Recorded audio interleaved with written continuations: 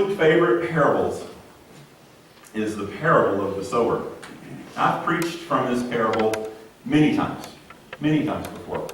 But when I usually do, I preach from Matthew chapter 13, which I don't know why, but that's usually where I go to whenever I preach from the parable of the sower. This week, though, I was reading in Mark, and I happened to read this parable in Mark chapter 4. So that's where we're going to go this morning. Mark chapter 4. We're going to start in verse 3. Jesus is speaking, and he says, "Listen, behold, the sower went out to sow. And it happened, as he sowed, that some seed fell by the wayside, and the birds of the air came and devoured it. Some seed fell on stony ground, where it did not have much earth. And immediately it sprang up, because it had no depth of earth. But when the sun was up, it was scorched. And because it had no root, it withered away. And some seed fell among thorns. And the thorns grew up and choked it, and it yielded no crop. But other seed fell on good ground, and yielded a crop that sprang up, increased and produced, some 30-fold, some 60, and some 100. And Jesus said to them, He who has ears to hear, let him hear." Now, it may seem strange to us, maybe even a little wasteful, but what Jesus is describing by talking about this sower is the farmer who's going out into his field and planting his crop. Now, what he's describing also is the accepted way for a farmer of his day to do that very thing. He would have a big bag that had his seed in it, and he would go out onto the land where he was going to plant his crop, and he would take a handful of seed and he would sow it out by hand. And so, without having the modern farming implements that we have today, where one kernel of corn is planted every so many inches and so many inches apart, where it's very scientific and precise, it was done in a way that we would sometimes think there could have been a better way to do this. But that was the way that it was done in that time. And in fact, not only was the seed hand broadcast or sown that way, but it was also broadcast on top of soil that then you had to come back and plow at a later date. And because of that, you didn't know what might be under the ground. You didn't know how deep the soil was where you were planting your seeds. As you were sowing your seeds, some of it would certainly fall among the weeds that were there on that piece of ground. But then, just like the seeds, they would all be plowed and tilled up. That was just the common way, the accepted way, the prescribed way of planting in first century Palestine. That's the way it had been done. That's still the way that it's done in some parts of the world today. While it may seem strange to us, what Jesus was telling his listeners was understood perfectly by them. Now, we could spend much time, and this is, I think, one of the reasons that I love this particular parable. We could spend much time on each part of this parable here this morning. And we could look at the steadfastness that's involved in the work of sowing the seed, and the faith that the farmer has as he broadcasts the seed. We could talk about the power of the seed itself to bring about change in the land in which it's being planted. And of course, and I have before, but we could certainly talk about the types of soils that are encountered by this farmer as he goes through and as he plows the seed into the ground. But our focus this morning is going to be not on the whole picture of the parable, but on one specific type of soil that Jesus describes. And that type of soil is found in verses 18 through 19. Now, the great thing about this parable is that Jesus goes on and he gives an explanation for what this parable is. He tells his disciples, this is kind of a hidden thing, but because you are my disciples and because you need to know about the kingdom of God, I'm going to tell you what's here in this parable so that you can then understand how to hear and how to interpret the parables that are to come. We're going to start in verse 19. We're going to get down and focus on 18 and 19, but we're going to start in verse 13. Verse 14, I'm sorry. Verse 14, Jesus says, the sower sows the word. These are the ones by the wayside where the word is sown. When they hear, Satan comes immediately, takes away the word that was sown in their hearts. These likewise are the ones sown on stony ground, who, when they hear the word, immediately receive it with gladness. And they have no root in themselves, and so endure only for a time. Afterward, when tribulation or persecution arises for the word's sake, immediately they stumble. Now these are the ones sown among the thorns. They are the ones who hear the word, and the cares of this world, the deceitfulness of riches, the desire for other things entering in, choke the word, and it becomes unfruitful. But these are the ones sown on good ground, those who hear the word, accept it, and bear fruit. Some 30, some 60, some 100. Go back and look at verses 18 and 19 again. These are the ones sown among the thorns. And Jesus says, this is what it looks like for one of those people who has the word of the gospel sown into their life, but it's sown among the thorns, among the weeds, among the brambles. And yes, all of that has gotten plowed under. But we all know that simply because you plow a weed under, or simply because you dig it up, if you don't get all the root, it doesn't necessarily kill that weed. It can come back again and continue to grow. Well, that's what Jesus is describing here. Verse 18, these are the ones sown among the thorns. They are the ones who hear the word. And that word hear in Greek is a very interesting word. It doesn't just mean they receive information through their ear. It means that they hear it and they act upon it. We would say hear and obey, because for us, as Westerners, that's two separate things. Because we know that sound waves have penetrated and vibrated our eardrum, and we have heard something, but it doesn't mean that we always act upon that. Any of you who have ever been a kid, do I have anybody here who's ever been a kid before? Yeah, I thought maybe. Any of you who have ever been a kid before, and you're laying in your bed, and you know that it's getting close to time to get up, because you can hear the household starting to wake up and starting to stir. And you know that at some point, very soon, you're going to hear a voice coming from the other end of the house, or from the hallway. It's time to get up, get your clothes on, and get to the table. We know anyone here who's ever been a kid has had this experience. They've had an adult call them to the breakfast table. It might be a cold morning. The floor is cold. And you're in your warm bed. You don't really want to get up. You can hear the sounds, but you make the choice not to respond to that. We have a distinction in our language for that. Jesus does not make the distinction here. The word hear, the way it's used in the Greek and in the Hebrew, means that you both hear and respond. You hear the words that are being spoken, and you immediately respond to what you hear. You do it. You hear what's being said, you get up, and you go immediately. That's how these folks have received the gospel. They have heard it. But it's not just the argument for why you should believe that they've heard. They have heard the gospel. And they have received that gospel. They have believed upon it. They have placed their faith in what they hear. They are believing what God tells them here. Now, these folks, Jesus says, verse 18, these are those folks who like this. They've received that word. They hear this word. Verse 19, the cares of this world, the deceitfulness of riches, the desires for other things entering in, choke the word, and that word becomes unfruitful. It's clear from Jesus' parable that these thorns are present in this life, and they have grown up.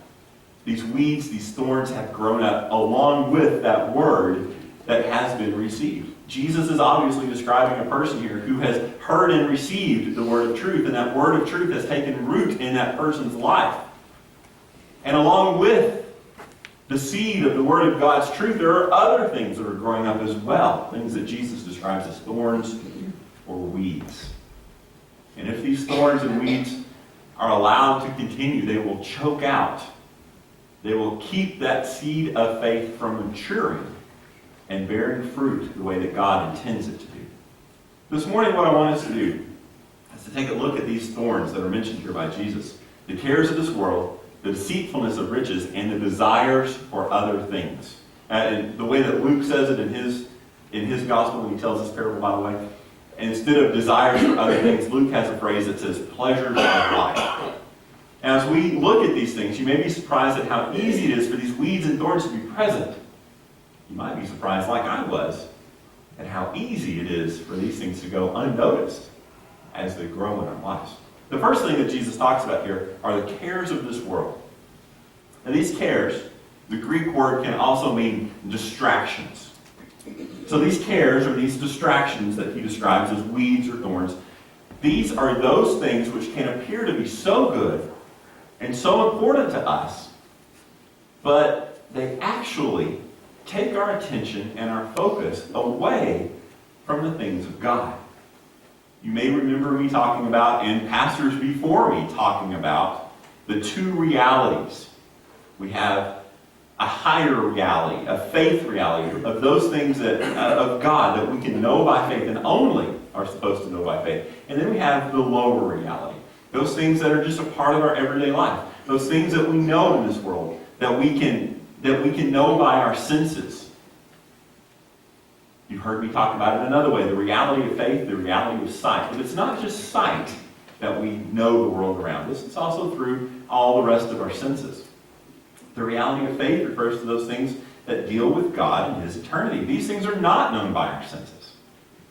But these things are learned. They are known and understood as we walk with God, as we continue in our relationship with Him, as we keep our faith in Jesus, as we mature in that relationship. The things of this lower reality are constantly growing old, are constantly going into a state of decay. The things of this lower reality constantly go away. But the things of God's reality, the higher reality, those are things that are eternal. Those are things which last. These lower reality things can seem so important to us. I mean, when we talk about our jobs, when we talk about our hobbies, our cars, our homes, even our kids' activities, all of these things can seem so important to us and can consume so much of our time. But the importance of the things of this life pales in comparison to how important the things of God are. Unfortunately, because we depend so much on our senses as we live in this world, we often get distracted from the reality of God by these temporary things that fill our lives. Or worse yet, we attempt to know God through our senses, and we try to drag eternity and the things of faith down into this world that we know by our senses. And we try to experience God through our feelings, through our emotions, through touching Him in some way. This is the wrong way to know God. Scripture very clearly tells us that we are to know God by faith. And it is by faith that we know the things of God and continue in that relationship with Him. So this first thing that we talked about, the cares of this world, we realize that the cares of this world can seem so important, and yet the cares of this world pass away so quickly. Those things that we cared so intently and so passionately about 5 years ago, today may not seem so meaningful to us. Things change in our lives. The cares of this world change. And if we devote all of our time and all of our energy and all of our focus taking care of the cares of this life, we will have no time to focus our life upon the things of God. The second thing that Jesus mentions is the deceitfulness of riches.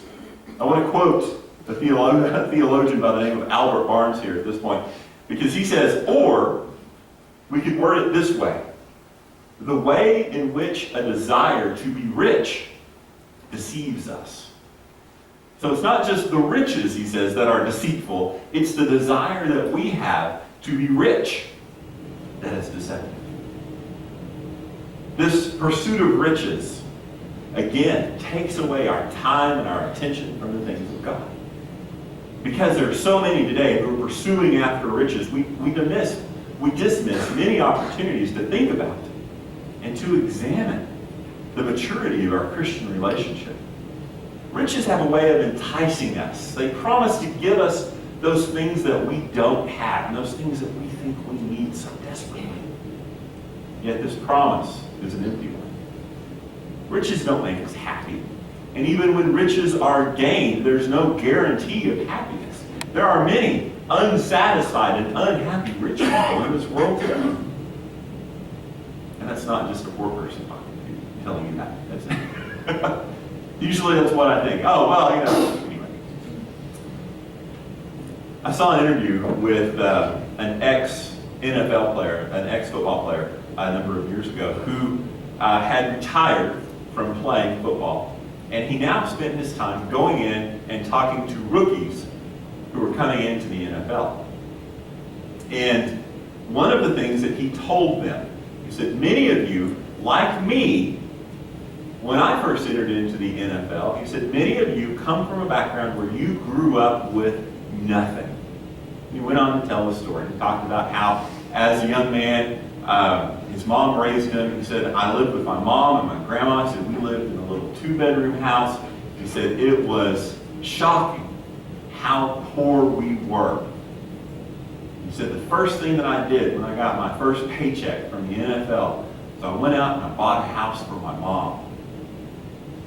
A lot of players do that. And he went on and he said, you are about to have more money than you have ever imagined having in your lifetime. He said, as far as everybody else is concerned, you have hit the big time. But having money, and this is my favorite part of this whole quote from him, having money does not make you a better person. Having money makes you more of what you already are. I thought, wow, that's insightful. This is coming from a person who has been there, who, and if you look over the life and the career of the player I'm talking about, Chris Carter, who played for the Vikings for years, you'll see that he struggled in a lot of areas in his life. One of the biggest areas he struggled with was this area of having money and using it unwisely. And now he's come to the point in his life where he is trying to pass on the hard-earned wisdom that he has to those players who are brand new to the NFL. Hopefully, as he's throwing the seeds of his wisdom out into their lives, hopefully some of it is sticking. Riches are deceitful, and that they bring no real satisfaction. There is an ongoing desire to possess more wealth. You never have enough. At what point does it become enough? Never. I believe someone once asked, I don't think it was Donald Trump, but it was another one similar, another real estate person similar to Donald Trump. At what point do you say that you own enough property? And this person said, I'll never own enough property. As long as there's still property out there for me to buy, I'll never have enough. That's the deceitfulness of riches. Finally, one more way that riches are deceitful is because they offer a false sense of security and peace. The amount of money that we have in our bank accounts or in our retirement accounts or even hidden in our mattress is no substitute for the peace that comes from serving and knowing God. If this weed, known as the love of money, is allowed to grow in our life, surely the word that has been received by faith will be choked out, and every desire to follow God by faith in Jesus will be destroyed. The last thing that Jesus talks about are the desires for other things. And as I read that phrase, I wonder if Jesus had Christians today in the 21st century in mind when he said the desires for other things. If ever there was a time in history that was filled with ways to be distracted, it is today. The average, The average attention span of a person today has gotten so small that, seriously, if we are doing anything that takes more than about 6 or 7 minutes, it seems like it's taking an eternity. If I have to make popcorn any other way than in the microwave, I'm probably not going to make popcorn. If I can't throw a bag of popcorn in there and hit the button and walk away from it, why would I bother? Why would I get out a pan and oil and actual corn and put it in there? It tastes a whole lot better when you make it on the stove. But it takes so long. Someone told me that when you look back in history and you see how long a famous preacher like John Wesley preached, it wasn't uncommon for him to preach an hour or more. That's not the entire service. That's the sermon. Go back and read some of the readings. If you want to get newer than John Wesley, go back and read Spurgeon. Go back and read some of the American guys from back in the late 1800s and some of the sermons that they wrote. I have books of those sermons, and some of those sermons are 15 to 20 pages long. And many of those sermons are the Sunday evening sermons that they were preaching. Those weren't even the Sunday morning sermons. Part of that is what television has done to us over the last 15 years. We've become conditioned to have 30-second sound bites. Well, a few years ago it was 30 seconds. It's probably a lot less than now. A lot less than that now. We look for that out of a 10-minute sermon, 15-minute sermon. We look for that one sentence that's going to stick with us and it's going to get us through this next week. Because that's what we have been conditioned to do. We live in such a distracted age. We have our phones, our cars, our jobs, our TVs, our books, our magazines, our computers. We have more ways than any generation before us to distract our minds from being quiet so that we may hear the still, small voice of God. My nephew Heath, who, when he was stationed down at Fort Hood, he and his wife were here. Many of you remember Heath and Chelsea. When Heath got out of the Army, he moved back to Oklahoma. He went to work for his father-in-law. And in going to work for his father-in-law, he told me that one of the things that he was looking so forward to doing was to get to work the land again. To go out and to take care of his father-in-law's cattle, to go and plant fields, to ride in the tractor. He said, that is just really good time for me to be alone. He said, it's time for me to think, it's time for me to process and to deal with things. I said, that's marvelous. We all need more time like that in our lives. So I asked him about it, I think at Christmas, last time I saw him. I said, so are you still enjoying that quiet time? He said, what I'm really loving is this new tractor because it's GPS guidance enabled. And he said, all I do is put in the coordinates and how much, where we're plowing and what we're going to do. He said, I don't even touch the steering wheel. I don't touch the throttle. I don't do anything. He said, I sit in this air-conditioned cab and I have my phone and I watch movies all day long. I'm so glad you had your quiet time. It was crazy. It was just crazy. But that's the kind of world that we live in. We have more ways to distract us than any other time. And all of these other things distract us from God. Many of the shows, along with these distractions they bring, many of the shows we watch or the songs we hear, the books we read, plant images and thoughts in our mind that can really cause damage to the growing seed of the gospel in our lives. There is no way that I can name all of the distractions that each of us face every day. But I can tell you, personally, I find it almost impossible to do something as nice and as pleasant as sit on the sofa for 30 minutes in the evening with my wife without grabbing my phone to check email or to play a game. I can't sit for 30 minutes without doing that. How sad is that? It's terrible, and I know it, and I'm sorry. It's pitiful. That's a weed that I've allowed to grow up in the garden of my life. And it's a weed that needs to be dealt with. And that will be dealt with. The time to deal with the weed either a weed in our yard or a weed in our life, is when that weed is first spotted. If we wait even a short time, one weed has a way of becoming dozens or even hundreds of weeds. God has shown me some weeds in my life that need to be pulled up and dealt with right away. But how about you? Has God been pointing out things to you this morning? Those weeds, those things that have become distractions in your relationship with Him?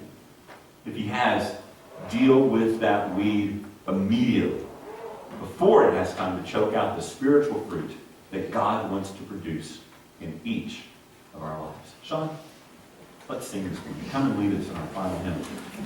I'm going to invite you, as always, these altars are always open for you to come and pray.